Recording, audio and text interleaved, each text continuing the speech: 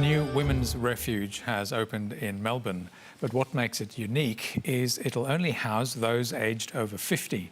It'll provide emergency accommodation for the growing number of older women who are ending up homeless. Vanessa knows all too well what it feels like to be homeless. At the age of 60, she returned to Australia after spending a short time abroad looking after sick family. But on her return, she struggled to find work. So I came back here thinking I'll get a job. I'm young, I'm still young, good shape. And I came here and there was no jobs, no work, I had nowhere to go.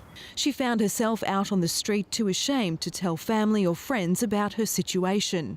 My son had his own issues to go through with his family. He had kids, so I didn't want to tell him, burden him with stuff like that. It was my problem, I figured. That's the way we looked at it back then, and I had to fix it. Unfortunately, Vanessa's story isn't uncommon. She's one of a number of women aged over 55 who now make up 6% of all homeless people in Australia.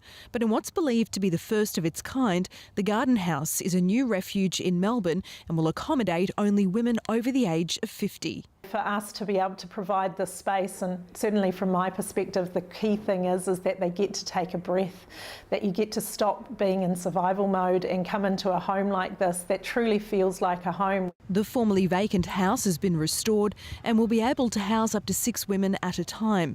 With separate bedrooms and shared kitchen facilities, the project is a collaboration between a number of advocacy groups who have seen the growing need for more affordable housing, especially for women escaping family violence. We'll provide a stable foundation, and from here, once women can find their feet, they can begin to rebuild their lives.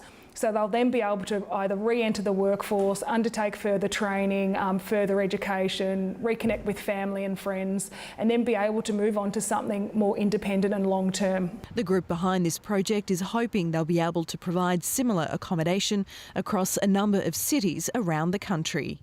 Gloria Claish, SBS World News.